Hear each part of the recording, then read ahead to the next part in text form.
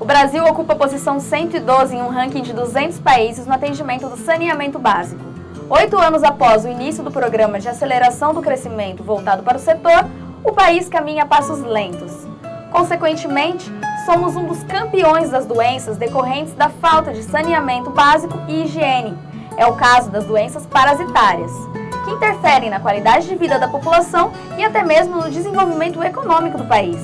E é sobre essas doenças que iremos falar agora no Vida e Saúde.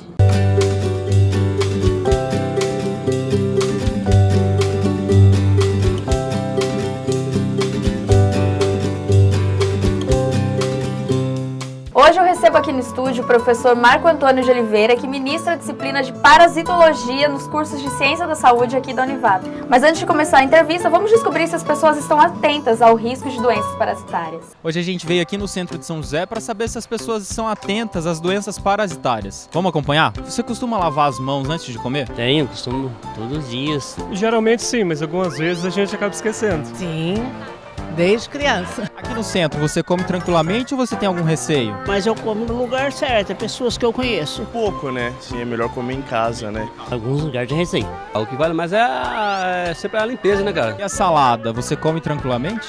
Sem salada. Ah, tem um pouco de receio. Costume de só comer salada que a minha mãe prepara. Não, adoro salada. Aqui na rua as pessoas parecem estar bem atentas com o assunto. Mas e aí, Patrícia, tem muitas dúvidas ainda, né? Então, professor, como deu pra gente observar, né? As pessoas estão cientes da importância da higienização das mãos antes de se alimentar. Para o senhor, o que o senhor acha, assim, que no nosso dia a dia, como a gente deve evitar isso, essas doenças parasitárias, policiar? A principal atitude que as pessoas devem ter é de manter realmente as mãos limpas, né? Lavar as mãos todas as vezes que tiver oportunidade. Tomar o cuidado para se alimentar em locais onde a higiene é nítida, né? Não evitar comer em locais onde não se pode averiguar qual é a higiene do local. E principalmente tomar o cuidado de ingerir água potável, né? Não beber de qualquer fonte de água, né? Dá preferência para aquela água que você sabe que realmente é potável. Como assim não beber de qualquer fonte de água? De um bebedouro, por exemplo, qualquer que a gente encontra, a gente então, pode? Os bebedouros que a gente encontra normalmente pela cidade, né, e que a gente encontra nos edifícios públicos e mesmo nos edifícios privados, normalmente esses bebedouros estão ligados à rede de distribuição de água pública, né? Então essa água que é distribuída nas cidades, essas águas é de responsabilidade da cidade fornecer água potável. Então não é nenhum inconveniente em ingerir a água desses bebedouros. O que a pessoa deve tomar cuidado é de ingerir água principalmente de minas, né, que não são averiguadas se realmente a água é potável ou não. Porque às vezes a gente está vendo aquela aguinha cristalina, limpinha ali naquele local, mas ela acaba entrando em contato com substâncias que podem carrear parasitas, né? Geralmente em parada de viagem, né, a gente vê aquele monte de gente tomando água da mina. É muito comum a gente ver, principalmente em barrancos, né, o pessoal coletando água e você não sabe qual é a condição sanitária que está em cima daquele barranco, né? Muitas vezes tem uma pastagem, né? Ou casas, né, ao redor ali próximas que podem estar contaminando o lençol freático e a pessoa vai estar ingerindo uma água que não é uma água potável, né? E agora, para todo mundo entender, o que são as doenças parasitárias? Bom, as doenças parasitárias são todas aquelas doenças que são causadas por protozoários, né? Normalmente protozoários são organismos unicelulares, né? Por protozoários e por eumintos, né? Por vermes. Então, doenças, por exemplo, como a solitária, né? Uma doença parasitária, a malária é uma doença parasitária, a amebíase e a giardíase, né? São doenças parasitárias. E como que elas agem no nosso organismo? Bom, de diferentes maneiras, né? A principal problema é que normalmente esses parasitas vão drenando as nossas energias, né? Então elas consomem as nossas energias e, dependendo da quantidade de parasita e da localização do parasita, isso pode ser mais ou menos grave, né? E quais são os tipos de doenças transmitidas por esses parasitas? Olha, a gente tem doenças de veiculação hídrica, né? Então, por exemplo, a amebíase e a giardíase são doenças que são transmitidas pela água. Então, basta a pessoa ingerir água não tratada, água contaminada com cistos desses parasitas, que a pessoa pode adquirir a doença, né? E ela precisa ser parada? É água parada? Não, a água pode ser corrente, pode ser água limpa, e, né, cristalina e aparentemente limpa, né, e corrente, que pode conter ali o parasita, né, o cisto do parasita. A gente pode contrair também ingerindo alimentos que foram lavados com essa água contaminada. Salada em qualquer restaurante, Se a salada foi lavada, mesmo bem lavada, mas lavada com uma água contaminada, o risco de você contrair a doença é grande, né? O que você deve usar então para lavar essas verduras é a água tratada, né? A água potável, né? Tem um sorinho agora que eles dão, né, no posto de saúde para lavar é uma solução de hipoclorito de sódio, né, que deve ser colocada na água para tratar a água para fazer a higienização dos alimentos, né? É uma excelente opção quando você não sabe se a água que você está usando é realmente potável ou não, né? Isso traz mais segurança. Mas não é só pela água que a gente contrai parasitas, né? A gente pode contrair parasitas comendo outros alimentos, né, como por exemplo carne, né? A carne suína e bovina contaminada com cistos de tênia podem transmitir a teníase, podem transmitir a solitária. E elas precisam estar cruas ou não necessariamente? Isso não... Na verdade, ela tem que estar numa temperatura, a carne crua é a carne que mais facilmente transmite essa doença, se ela estiver contaminada, obviamente, né? A carne precisa estar contaminada. Agora, dependendo do grau de cozimento, se ela foi só levemente cozida, né, o parasita ainda pode permanecer vivo. E aí você pode adquirir a doença. A carne mal passada. Agora, a carne gostoso. E mais saudável, né? Mas a carne bem passada e bem cozida, essa carne não confere risco à transmissão da doença, né? Bom, então além da gente contrair parasitas por via oral, né, bebendo ou comendo alimentos contaminados, a gente também pode contrair parasitas que são transmitidos por insetos, como é o caso da malária, por exemplo, né, que é transmitida por um inseto, por um mosquito, né, e a malária é um parasita que não vive no nosso trato digestivo, não vive no nosso intestino. Esse parasita vive no sangue e ele vai se multiplicar dentro dos nossos glóbulos vermelhos, né, das nossas hemácias. E causa um sintoma típico é a febre, né, é uma febre muito alta, intermitente, né, que recorre a cada 48 ou 72 horas, dependendo do parasita, tá? Então, para a gente ter uma parasitose, obrigatoriamente a gente tem que ter algum outro organismo vivendo dentro da gente. Né? Então, como o senhor comentou, né, na malária é muito comum a gente ver como sintoma a febre alta. E quais são os outros sintomas das outras doenças parasitárias? Bom, isso vai depender de qual parasita a gente estiver falando, né? Então, por exemplo, os parasitas que são ligados ao trato digestivo, né, que a gente vai encontrar no nosso intestino, normalmente o sintoma muito comum é a diarreia, né? Mas não é o único sintoma, né? Também a fraqueza, né? A sonolência, cansaço, dependendo do parasita, né? Então, por exemplo, no caso da giardia e da ameba, o sintoma mais comum é a diarreia, né? E essa diarreia, ela pode ser moderada ou pode ser intensa, né? Então, ela pode vir a causar problema para a saúde da pessoa realmente, né? No caso, por exemplo, do ascaris, da lombriga, né, essa diarreia já não é tão intensa, né? Às vezes a pessoa não chega a ter um quadro típico de diarreia, mas ela vai várias vezes ao banheiro ao longo do dia, né? No caso dos parasitas sanguíneos, por exemplo, né, como eu citei a malária, o quadro mais típico é o de febre, né? Mas um outro parasita sanguíneo, que é o Trypanosoma cruzi, né, que causa a doença de Chagas, aí são sintomas relacionados ao aparelho cardiorrespiratório, né? Então a pessoa pode apresentar arritmia, pode apresentar um quadro que a gente chama de cardiopatia congestiva, né? Vai causar, nos casos mais graves, um aumento no volume do coração, né? Causando o coração aumentado, né? A megacardiopatia. No caso da tênia, por exemplo, a gente pode ter sintomas relacionados não só ao trato digestivo, mas também ao sistema nervoso central, no caso da cisticercose, né? Então, varia muito de parasita para parasita, né? E tem alguma doença que é assintomática? Bom, todas elas podem ser assintomáticas, né? O que depende é da relação entre o parasita e o hospedeiro, no caso nós, né? Então, quando o número de parasitas é muito alto dentro da pessoa, é comum ter sintomas. Mas algumas pessoas, mesmo estando parasitadas com um número relativamente alto do parasita, mesmo assim elas não são sintomáticas, né? Eles são o que nós chamamos de portadores saudáveis, né? Então, para verificar se a pessoa está ou não parasitada, é necessário fazer um exame para averiguar se a pessoa tem ou não parasita, né? E quando que a diarreia passa a ser um problema que a gente vê que pode ser uma parasitose? Porque muitas vezes as pessoas vão ao hospital, eles dão um diagnóstico de que é uma virose. Bom, a diarreia sempre é algo preocupante, né? Porque quando você tem um quadro de diarreia, uma das coisas que a gente está perdendo em quantidade grande é água, né? E a gente não pode ficar desidratado, né? Perder água é perigoso para o nosso corpo, né? Então, quando a gente deve se preocupar com esse quadro de diarreia?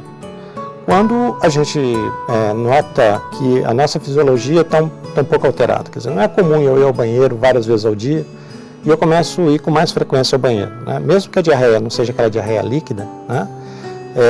Se a pessoa começa a ir com várias vezes ao banheiro durante o dia, né, e não é comum ela fazer isso, ela deve se preocupar e deve procurar um serviço de saúde para conversar com o médico, né, e, se for o caso, fazer um exame mais detalhado para verificar se ela está ou não parasitada.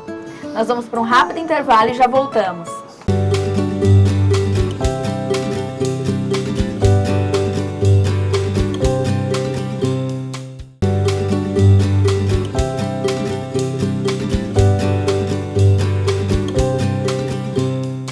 Voltamos com o Vídeo Saúde, hoje com o professor Marco Antônio de Oliveira, e eu tenho uma pergunta para você de casa. Você tem o costume de lavar as mãos antes de comer? Ou confia em comer alimentos que pareçam inofensivos em qualquer restaurante, como uma salada? Hoje o Vídeo Saúde discute as doenças parasitárias, que podem ser encontradas onde você menos imagina. Os riscos estão por toda parte, professor? Quase toda parte, né? A gente tem locais onde é mais arriscado, né? Mas mais do que a possibilidade de você se deparar com um parasita, para você evitar a contaminação, a melhor coisa a fazer é se prevenir, né? E a melhor maneira de se prevenir é tomar cuidado com aquilo que vai chegar na sua boca, né? Então, como a gente já conversou, a gente tem que tomar cuidado com a água que a gente ingere e com o alimento que a gente come. Mas principalmente tomar cuidado com a mão, né? Porque a mão precisa estar limpa, para que você manipule os alimentos ou objetos que você eventualmente coloca na boca, né? E que a mão não leve para a sua boca nenhum parasita, né? Mas no ambiente a gente pode encontrar parasita em diferentes locais, tá?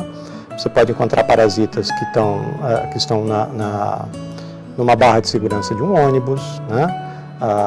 Na maçaneta de uma porta, né? Porque as pessoas tocam as coisas e às vezes elas se esquecem de lavar. Né? Dinheiro é uma coisa que passa na mão de muita gente e você não pode garantir que todo mundo tem o mesmo comportamento que você, né? Então, sempre antes de entrar em contato com o alimento, lavar a mão, né? E sempre lavar os alimentos, mesmo que eles pareçam limpos, né? Porque alguns parasitas podem ser espalhados pelo vento, né? Principalmente os cistos, né? Então, a ameba e a giardia, elas podem ter os seus cistos espalhados pelo vento. Então, mesmo que a fruta esteja lá limpinha em cima da mesa, antes de comer é bom passar uma aguinha, né, para você fazer uma limpeza, secar a fruta com um pano limpo, né, um papel toalha, e aí você pode comer sossegado, que não vai ter risco nenhum de contrair uma doença. Então, se você tem toque ou é hipocondríaco, não assista esse programa, pode desligar a televisão. Professora, a gente encerrou o primeiro bloco falando das doenças, né, e dos sintomas. Qual é o tratamento? Bom, o tratamento varia de acordo com o parasita, né? E a duração desse tratamento também varia muito de acordo com o parasita e também de acordo com o paciente, né? Os medicamentos que são utilizados, né, para tratamento dessas parasitoses, principalmente das intestinais, elas são de fácil acesso, né? São muitas vezes distribuídos na rede pública de saúde, né, gratuitamente, nas UBSs. O preço desses medicamentos na rede privada não é caro, é bastante acessível, né? Mas uma coisa que as pessoas têm que tomar cuidado é que, da mesma maneira que se toma cuidado com antibióticos, se deve tomar cuidado com o uso desses medicamentos, né? Antes da pessoa fazer o uso do medicamento, é importante ela fazer um exame para ver se ela está ou não parasitada, né? Para saber exatamente por quanto tempo ela deve fazer o tratamento, qual é a dose que ela deve utilizar, para impedir que esses parasitas comecem a desenvolver resistência, como acontece com algumas bactérias, né?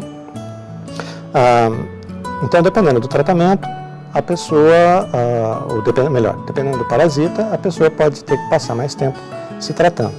Agora, existem algumas doenças que esses medicamentos são distribuídos exclusivamente pela rede pública de saúde.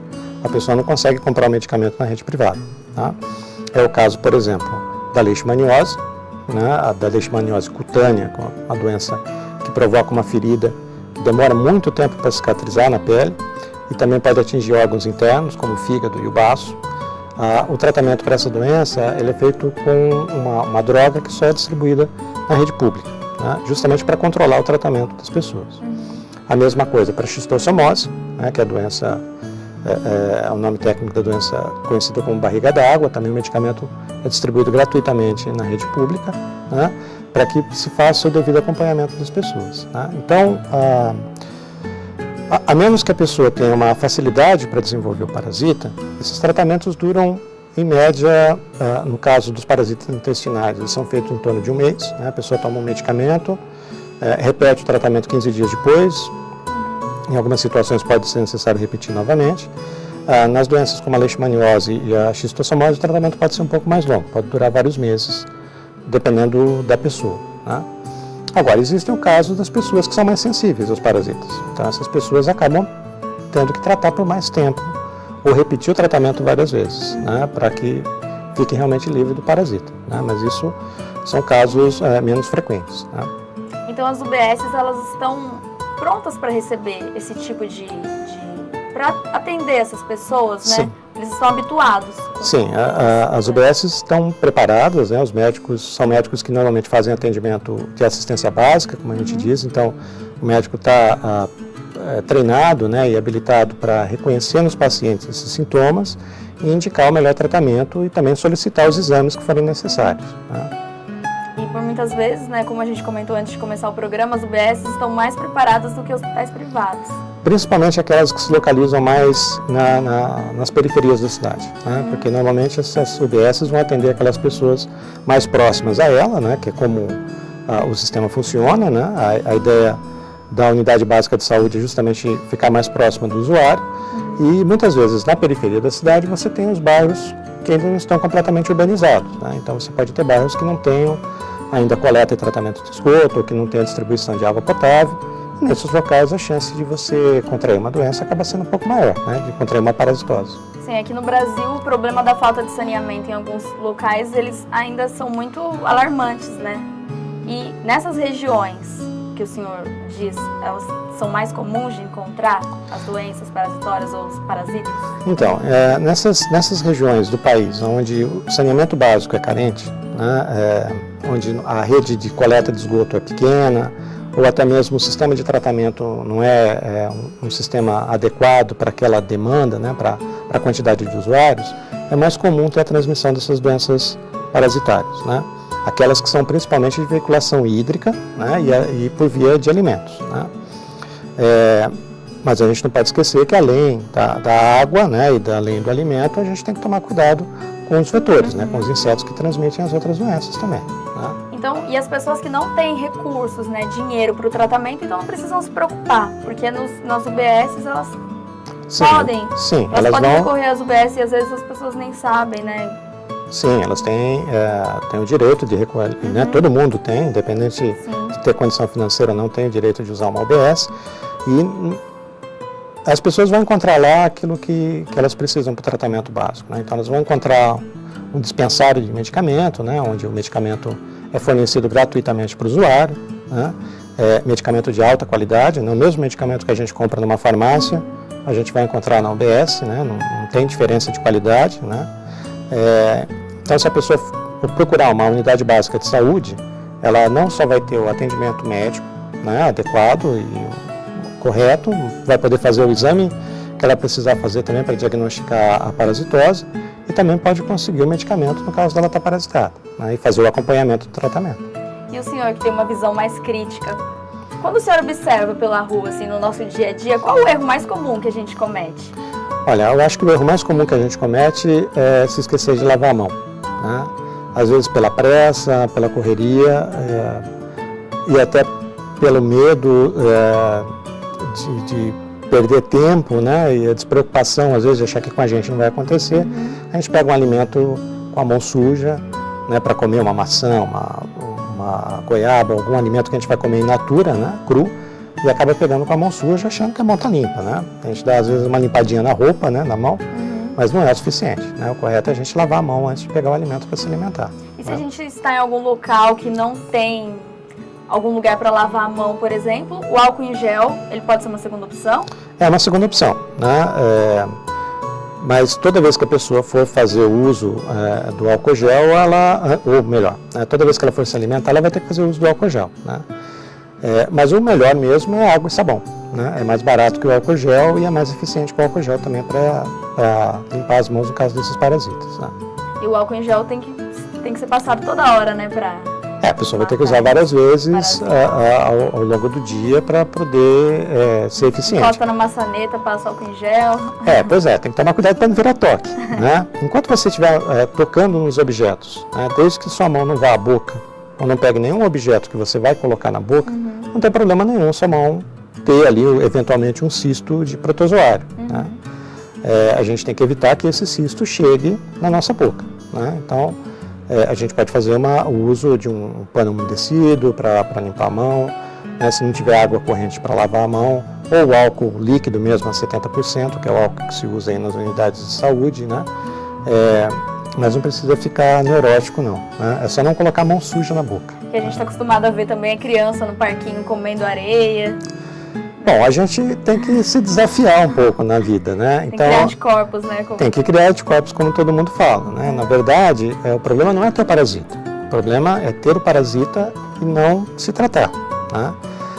As pessoas às vezes têm recorrência da infestação e isso, com o passar do tempo, pode causar um problema de saúde mais sério para a pessoa, né? Não é um problema ter parasitose, o problema é ter a parasitose e não se tratar, né? E a parasitose pode matar? Pode, em alguns casos pode, principalmente idosos e crianças, né? Aquelas doenças que causam diarreia severa, por exemplo, são muito perigosas para crianças, né, da primeira infância e para adultos já na terceira idade, né?